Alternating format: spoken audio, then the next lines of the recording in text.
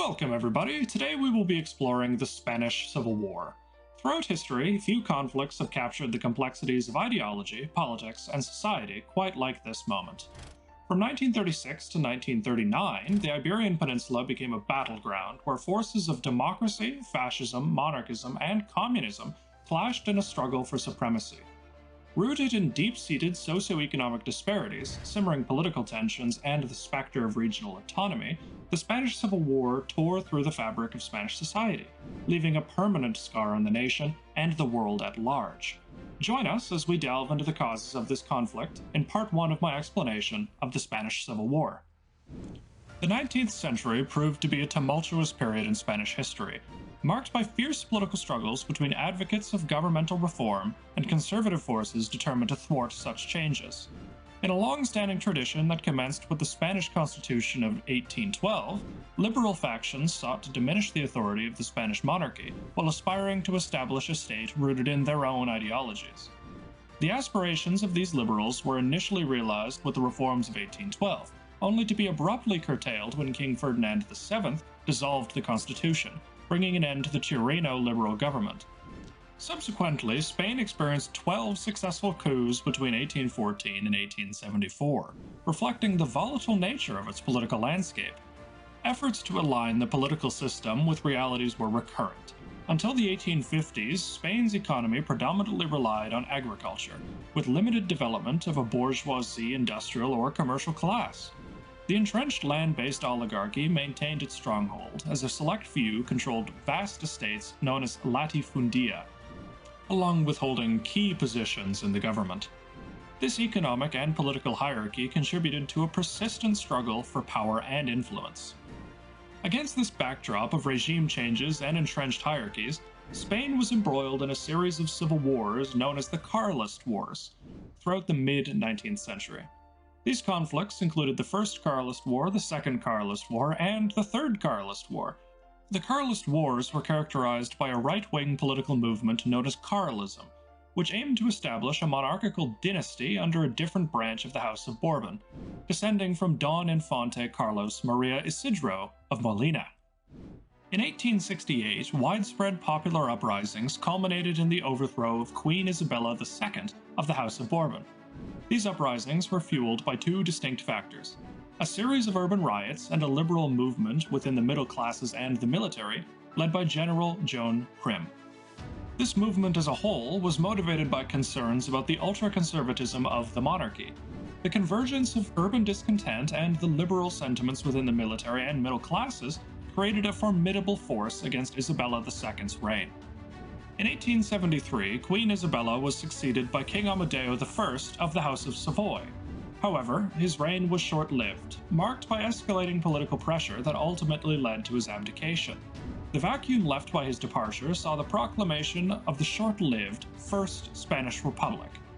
Unfortunately, the Republic was marred by political instability and conflicts, which swiftly culminated in its overthrow by a coup d'etat led by General Arsenio Martinez Campos in December of 1874.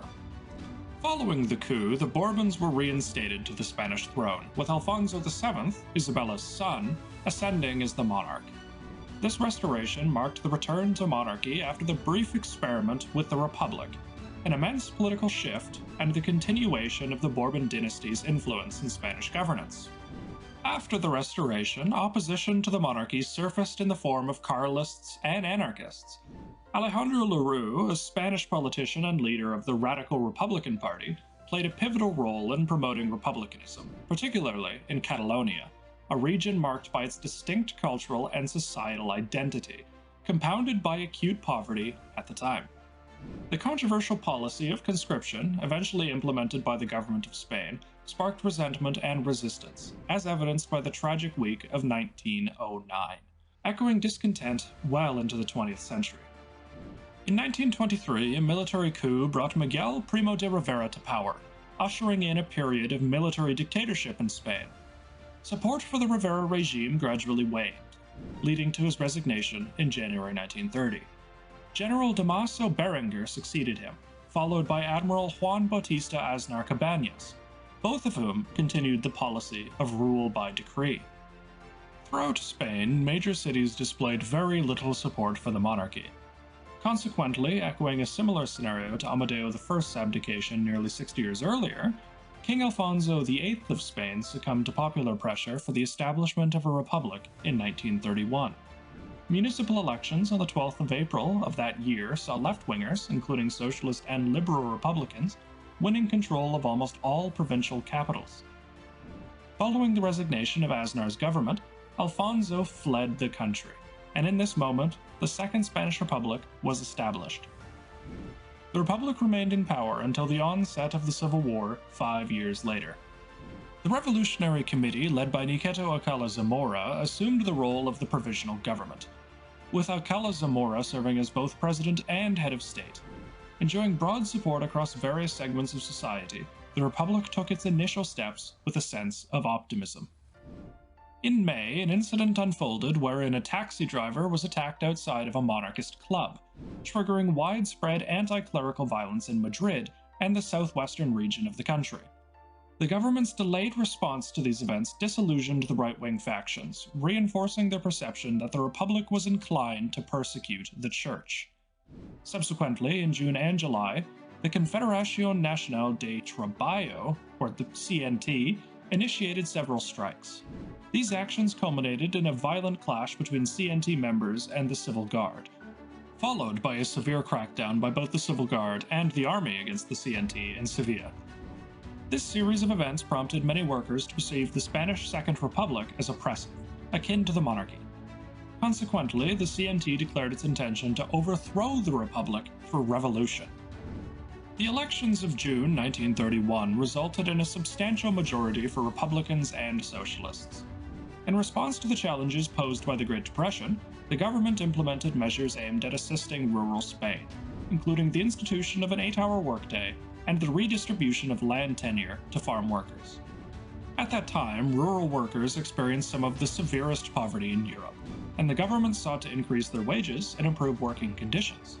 However, these initiatives created a divide with small and medium landholders who relied on hired labor. The law of municipal boundaries forbidding the hiring of workers from outside the owner's locality unintentionally led to negative consequences, such as limiting access to the labor market for peasants and renters when additional income was needed. Labor arbitration boards were established to regulate salaries, contracts, and working hours, tilting favorability towards workers and generating hostility from employers. A decree passed down in July 1931 increased overtime pay, and subsequent laws restricted landowners' hiring practices. Additional efforts included decrees limiting machinery use, attempts to create a hiring monopoly, strikes, and union initiatives to restrict women's employment to preserve a labor monopoly for their members. As class struggle intensified throughout Spain, landowners turned to counter-revolutionary organizations and local oligarchs.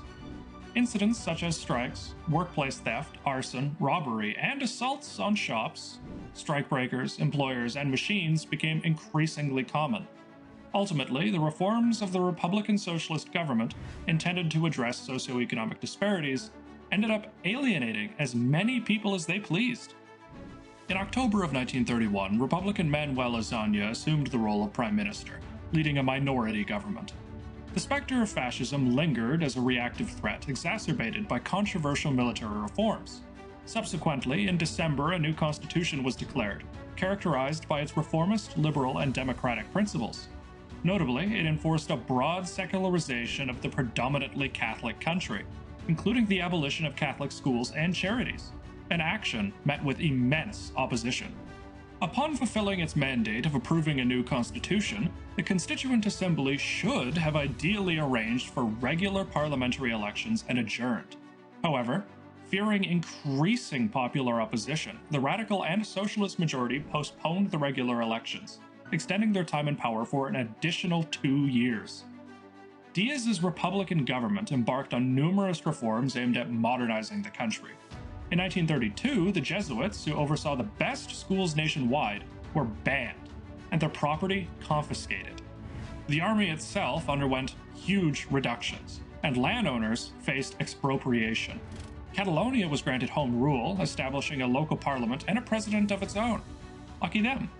In June of 1933, Pope Pius XI issued a significant encyclical titled Dilectissima Nobis, specifically addressing the challenging circumstances faced by the Catholic Church in Spain. This proclamation served as a resounding expression of the Pope's concern and condemnation of the perceived oppression experienced by the Church within the Spanish nation. After 2 more years of the Republican Socialist government, November 33 and its general elections rolled around. Right-wing parties secured victory driven by heightened resentment towards the incumbent government due to contentious land reform and the Casas Villas incident. The emergence of the Spanish Confederation of Autonomous Right-Wing Groups, or CEDA, further contributed to this shift, along with the recent enfranchisement of women who predominantly voted for center-right parties. Despite CEDA's electoral success, President Alcala Zamora, fearing the party's monarchist leanings and proposed constitutional changes, opted to invite the Radical Republican Party's Alejandro Lerroux to form a government, denying CEDA cabinet positions for nearly a year. Subsequent events in the period following November 1933, known as the Black Biennium, heightened the likelihood of a civil war. Alejandro Lerroux's government, aligned with the Radical Republican Party, reversed changes implemented by the previous administration and granted amnesty to collaborators of the unsuccessful 1932 uprising led by General José Sanjuro. Monarchists began openly collaborating with the fascist nationalist Falange to advance their goals, leading to open violence in Spanish cities and a surge in militancy throughout the entire country. An anarchist insurrection in December 1933 resulted in around 100 casualties. After intense pressure, CEDA eventually secured acceptance of 3 ministries. In response, socialists, the PSOE, and communists staged a planned insurrection, transforming into a bloody revolutionary uprising in Asturias. The rebels, proclaiming revolution for the workers, seized control of the province, committing violent acts against law enforcement, clergy, and civilians, as well as destroying religious buildings. The rebellion was quelled in 2 weeks by the Spanish Navy and Spanish Republican Army, aided by Moorish colonial troops from Spanish Morocco. Azaña, falsely implicated in the uprising, was arrested, but released in January 1935. The events of 1934 prompted Salvador de Madriaga, an Azaña supporter and vocal opponent to Francisco Franco, to criticize the left's participation in the revolt, stating that it undermined their moral authority to condemn the rebellion of 1936. Reversals of land reform in 1935 led to expulsions, firings, and arbitrary changes to working conditions, particularly in the central and southern countryside, contributing to growing animosity that fueled the Spanish Civil War. The right's behavior, marked by cruelty and violence against farm workers and socialists, intensified the hatred that persisted during the conflict. In 1935, a series of crises, including corruption scandals, plagued the government led by the Radical Republican Party. In response, President Niceto Alcala Zamora, who was critical of the government, called for another election. The 1936 general election saw the narrow victory of the Popular Front. In the aftermath, the revolutionary left-wing fervor surged, leading to street demonstrations, prisoner releases, and acts of violence. 16 people were killed, mainly during police attempts to maintain order, and numerous churches and conservative political centers were attacked or set ablaze. Manuel Azaña swiftly formed a government, taking advantage of a constitutional loophole to replace Niceto Alcala Zamora as president. The right, fearing the perceived threat to their vision of Spain, abandoned the parliamentary option and began plotting to overthrow the republic. Within the PSOE, left-wing socialists initiated actions that hinted at a radical transformation. Julio Álvarez de Valle spoke of Spain aligning with the Soviet Union to become a socialist republic. Meanwhile, Francisco Largo Caballero declared the organized proletariat's determination to achieve their goals, signaling a growing sense of anarchy throughout the nation. Even prominent socialist Indalecio Prieto expressed concern about the tragic state of Spain, disapproving of the descent into anarchism without the advantage of liberty. The political polarization was so intense throughout Spain that physical confrontations between leftists and rightists became routine, reflecting the deeply divided Spanish society. 6 days before the coup, a riot erupted between the 2 factions in the province of Teruel. The Popular Front government faced challenges as provincial governors were replaced due to their inability to control strikes, land occupations, and political violence.